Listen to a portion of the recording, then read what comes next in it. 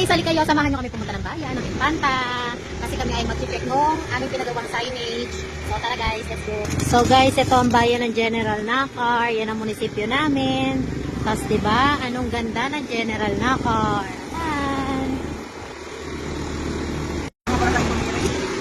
So ito guys, ang ganda ng view, no? Dito lang yan sa amin. Pwede dyan maligo, lalo na pag summer. Ang ganda niyan guys.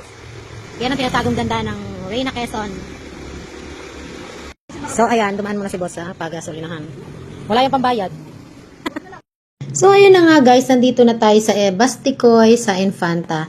2019 to nag-start guys, pero napakaliit ng dati namin pwesto kaya hindi namin mapaganda. So ngayon, ito na ang aming Basticoy. Meron na kaming pa-signage. Yan, na-timingan pa guys. Maraming customer na nabili ngayong araw, ngayong gabi pala. Salamat po sa inyo. Balik po kayo ulit.